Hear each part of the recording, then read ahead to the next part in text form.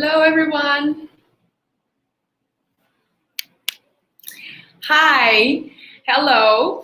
Yo me llamo Manuela Moog y hoy estoy muy contenta por tener la misión de presentar para los estudiantes latinoamericanos de Cambly nuestro mayor descuento de la historia. Para usted que no conoce Cambly, es una plataforma que conecta vos con tutores nativos de la lengua inglesa. Todo para que conquiste tu independencia. Mira el chat para tener el mayor descuento de la historia. Y hoy estoy acá con tutor Todd. Él es de Inglaterra, pero hoy vive a Bali. Él va a contarnos cómo el inglés lo ayudó a tener la más libertad y viajar por todo el mundo. Si quieres saber un poco más sobre Cambly o sobre nuestra conversación acá, por favor, comente que tenemos todo el placer de respondernos. Dale. So, hi, Todd. Hello. How are you? I'm doing very well. I hope everyone is doing good too. Yes, I hope so too. So, Todd, thank you for being here with us. I'm so glad to be able to share all your amazing life experience with our students from Latin America. And Sure. So you moved to Bali 5 years ago, right? Yes, that's right. I actually left home in 2015. Okay. And I had planned to do a typical English thing, which is to backpack Southeast Asia. Okay. I left with one of my best friends. We was in the same position at work. And he already had the idea of flying to Vietnam. And he came into work one day and said, Todd, I finally booked my flight to Vietnam. I said, no way, that's awesome. He said, are you going to come? I said, why didn't you tell me before you're going? He said, well, I don't know, I just want to go. I said, okay, well, if it's last minute, I guess I don't want to miss out because this may be the only opportunity I have. So the next day I booked my flight, and in 1 month's time, we went to Vietnam, and we told all of my family that I will be back in 2 months, maximum 2 months. After 1 month in Vietnam, that led to 6 months in Thailand, and then a few weeks in Malaysia, Singapore, Bali, and finally I got to Australia. However, after doing a lot of the Southeast Asian countries, the one I fell in love with the most was with Bali. So after my 1 year in Australia, I decided to come back here to a job position that I've been offered. Wow, that's an amazing trip and a turnover really big in your life, wasn't it? It was a new experience, and although it happened over a long period of time, now 6.5 years, it was a slow process when you're going through it yourself. But now when I look back, I feel like it's happened so fast. Yes, life's very quickly. It does, yeah, it goes fast. And Sandra is here asking us, how is COVID situation in Bali?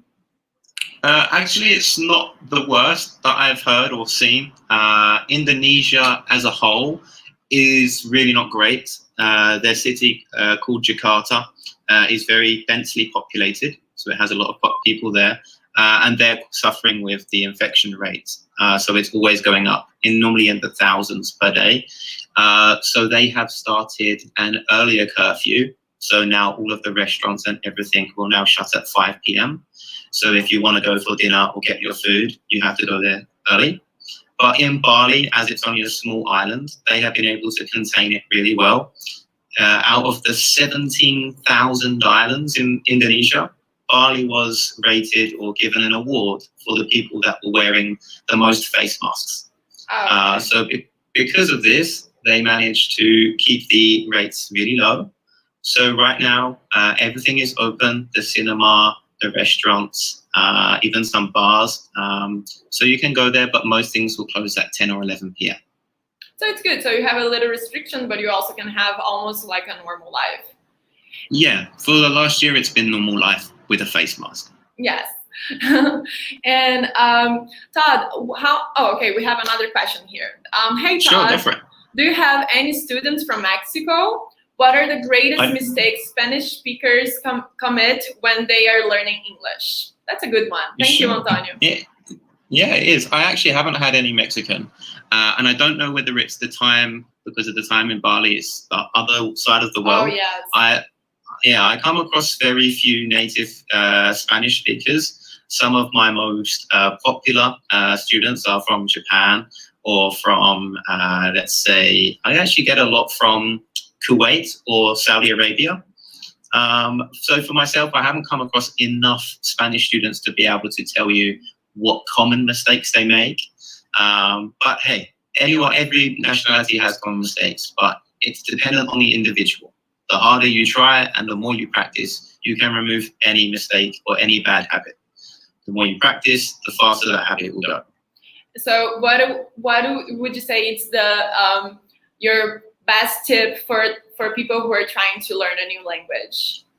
Sure. With a new language, it's like when you remember anything. So if I ask you, can you tell me something last month that you was thinking about? That you was thinking about? No. Can you tell me something you did last month? Like something you said to someone or an action you did. You can remember lots of things you said last month and you can remember lots of things you did, but you don't remember your thoughts as much, right? So when you're learning a new language, when you're reading your book or you're going through the internet or watching things, if you're not speaking it or you're not actioning it out, like using it, then you're not going to remember it as when you're saying it in your head, because then it is simply just a thought. So when you're speaking a language, always try to, whatever you're reading, whatever you're learning, if you're on your own in your bedroom or you're in a quiet place, is say it yourself. So if you want to say, practice my name is, when you're on your own in the room, say, hello, my name is, and do it again and again and again. Because next month, if someone was to ask you, what did you learn last month? You can say, I learned how to say, my name is. So, okay, I lost you for a little bit. We're back. So what kind you're saying is like repetition plus affection, how you appropriate for your experience, your own experience. Yeah, when you're learning, speak it. Don't learn and keep it in your head. The best way to learn a language is to speak it out. And most students I ask, how long have you been learning English? They will tell you, 6 months or a couple of years. And it's like, okay, out of that 6 months or that 2 years, how much have you actually spoken it? Okay. Not really. I read it and I study it. Well, that's why you'll still have bad habits, or you need to get better. It's because you need to, when you practice, speak it out loud. And with another person is even better. Sure, if you have another person, a friend that's practicing too, yeah, that's the best situation. So we had another question from Venezuela, and okay. it was thank you. Danielle is asking, hey Todd, greetings from Venezuela. How important it is to learn English today in 2021? I think it's very important. I think with COVID-19 and everything else, it's shown now more people that travel is essential in life. You know, I assure that a lot of people and a lot of students that I've spoken to have said to me, like, I'm so sad. I had planned to go on holiday here, or I wanted to go here. And now that you haven't been able to do it for nearly 2 years, it makes you feel like, okay, when this is finished, I want to go and see as many places as I can. Because maybe in the past, we took this for granted. Yeah. So if a lot of people want to travel or just see different places, even if it's in your own country, it's best to go and do it as quickly as you can. Now, even when you're in your own country, say, for example, myself in England, doesn't mean that every shop or restaurant I go into, I will have an English speaker. For example, I might have a waiter who is a Spanish person and is working in England. So it would be nice for me to be able to speak to them in Spanish, right? Yeah. The same for me living in Indonesia. So I would say to everyone, it's really important, especially if you have goals to travel. If you don't have goals to travel, I'm sure you're not going to want to be stuck in your own country forever. Mm-hmm. Sometime in your life, even if it's when you retire, you're still going to want to see some different places. So it's very important. And you've traveled for so many places and different countries, and mostly of them, English is not the native language. But did you have a hard time, or did the English came in a good place to help you? Sure. In some of the countries that I've been to, you will find certain remote areas, so areas that are like less busy or attract less tourists. they have very little English. Okay. So therefore, if I was a non-native and I also had little English, it would be very much like, okay, Google translate this, what's this? And we all know that sometimes when you type something into Google Translate and then you read it, it doesn't always make perfect sense. Yes. So it's good to practice, and when you're traveling, you'll know that going from place to place, you'll be able to find more in some areas people who can speak more English, and in some areas people that can speak less.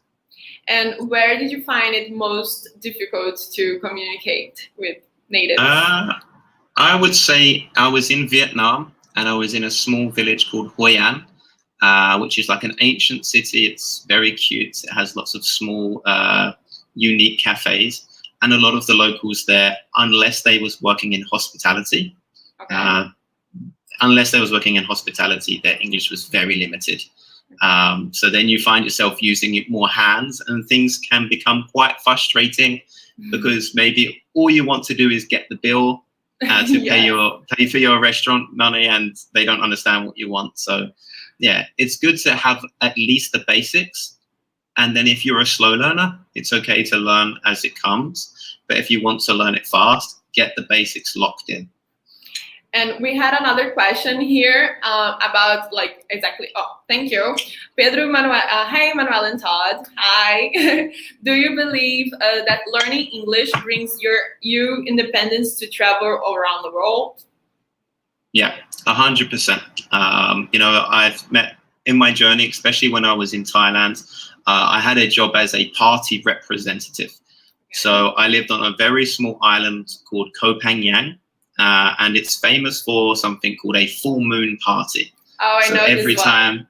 Yeah, you've heard of it, right? It's yes. Very famous. And one of my jobs was I worked in the hostel, and I took different groups of nationalities. So I could have a German, a Spanish, an Italian, Turkish, all different nationalities, and you would take them down to the beach and have a good party with them. Now, if they had got lost, then I would have 100 missed calls from WhatsApp to try to find where they are. In the time that I lost them, I would always have them explaining to me like, oh my God, no one can speak English. I don't know what to say. And no one can get me back to my house, or I can't find my room. So it can become quite frustrating if you don't have any level of English, or also the places that you're in is very limited. So you feel that English kind of is the global language for everybody, like independent of the nationality speaks to communicate? 100%, yeah. Everybody knows some English. So if you can learn some too, even if it's just the basics, at least you know when you're traveling, you'll be able to communicate with every nationality. That's good to know. Anthony is asking us here, I'm a software developer from Guatemala. That's so nice. And I would like to get a job in other countries. So I need to speak fluent English. Cambly is a good option for me, to me. Yes, of course. Nice to meet you, Anthony. I hope you're having a nice day. Yes, it's very important. Like for myself here in Bali, I was very lucky to get a sponsorship to work here. And one of the key things is to speak English. There are lots of different foreigners here trying to get jobs because of what the island attracts.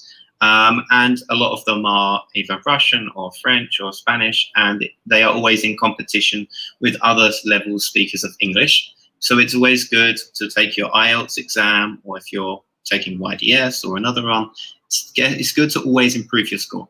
The better level that you have, the more opportunities it opens for you. So yes, if you're going to travel not only in Asia, but also in Europe, or if you're going to travel in America, do it the best of your ability and never stop learning. Don't ever become comfortable with the level that you're at.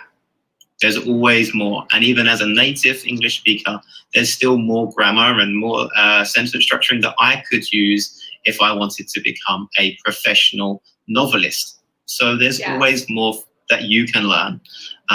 So keep trying and you will get the job you want.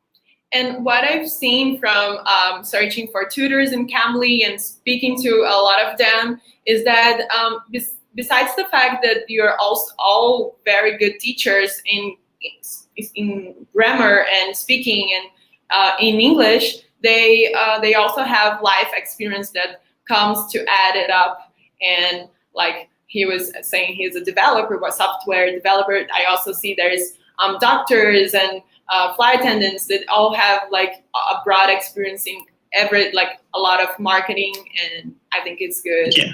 Do you get a lot of true. students asking for like specific content in some areas? Yeah, it is. So I would say that maybe 70% of my students are already in the job and they work for an international company. Okay. And one of their company's requirements are that they better their English, or some of them just generally feel when they're in a meeting and it has maybe an American speaker or an English speaker, that they don't feel as comfortable putting their points across. So they feel quite nervous and uneasy. So Cambly is really good because it has some business topics that you can go through together.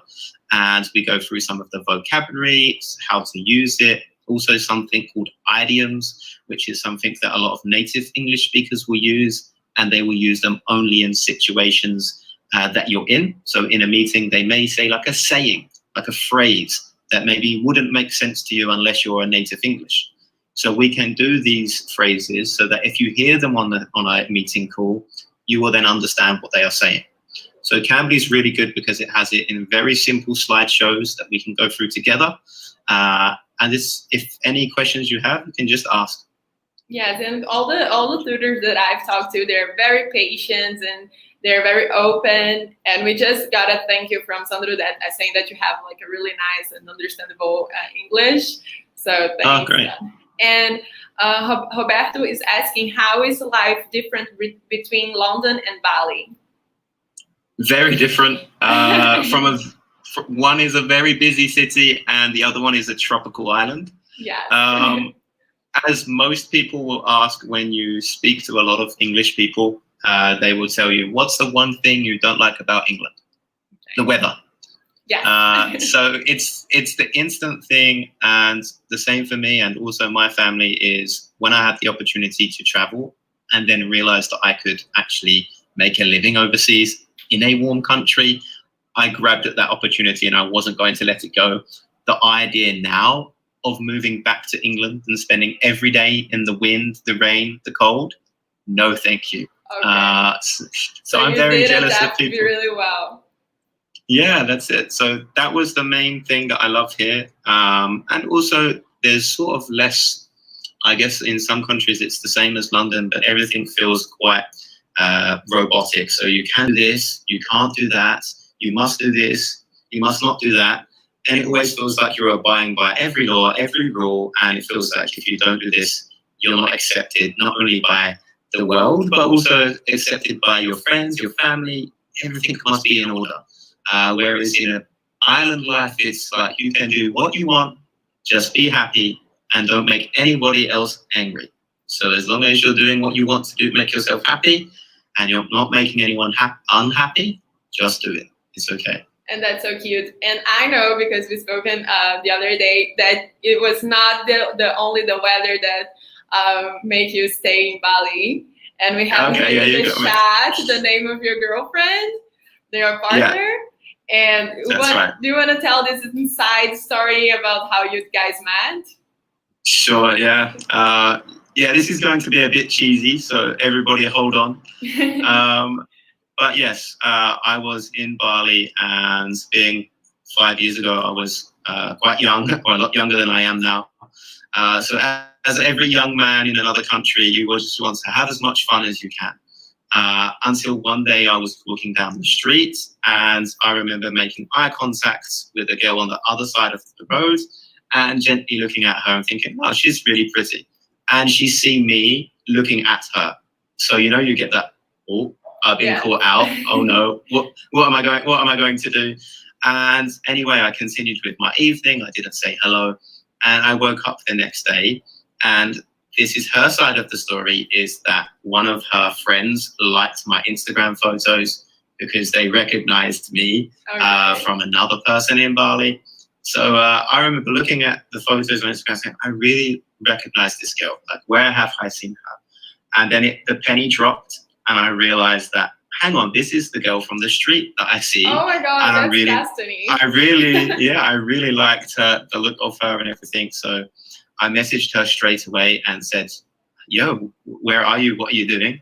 and she was at a burger bar, like a small restaurant. And did she it was speak only English well? She speaks perfect English. A lot of her family members have also been in relationships with or marriages with foreign people. Oh, so right. throughout her life, she's always been surrounded by So is members of English family who bringing speak people together?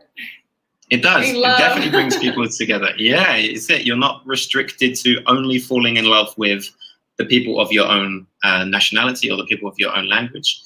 It opens up a lot more options, I guess. Yes. When we use the saying in English, there's plenty fish in the sea, that sea can now become the whole world because you can then speak English. But yeah, after I found out she was in a burger bar, I went down there and said hello and introduced myself, and she was with a friend, so it was a little bit awkward. So I said, okay, let's go on a date, just me and you. And I took her out a couple of days later. And from then, it's now our 4-year anniversary in tomorrow, the next day. Oh, congratulations. Yeah, thank you very much. It's great. And I think we can have another question from our viewers. It's David. Hi there. How does the dynamic of Cambly work? How do meetings take place? From Argentina. Thank you, David, for your question. Yeah, thank you, David. Yeah, it's actually one of the easiest systems that I've been on. I've been teaching for a while now, and I've used other platforms, but Cambly is the most straightforward. There's no feedback that I could give to them that anything I would change. Whereas definitely with other platforms, there was definitely things that they could do better. With Cambly, it's really simple. So you can upload the hours that you want to be booked for. So for example, for me, I do 2.5 hours of an evening and I do a couple of hours in the morning. I can leave them open. So anybody that finds my profile can click on it and reserve me for 15 minutes or 30 minutes or even 1 hour. And then I have the option to approve or not approve to take that lesson. That Cambly also has something else to offer, which is called a priority hour. When you go into a priority hour, it means that you are on almost the homepage of the Cambly website. Now, if your score gets scored, depending on how the student rates you, if your score is good, you can be further up the top of the company website. Mm-hmm. So if someone sees you, they can just call you straight away. But this means that you must be sitting in front of your computer with your camera ready and all set up. And then any student, not one of your regulars, could call you at any time. And you must accept the call and take it for any period of time that they call you for. So for the people who are looking to have a class, it's very easy and simple. You can just get online and you're going to have a range of tutors kind of waiting for your call, with an open agenda to your open schedule online to receive your call. Other than that, you can also book a class. So for the tutors and for the students, it's very simple and easy. And so for example, as a tutor, I can highlight the subjects that I want to do or the subjects I feel best that I can teach.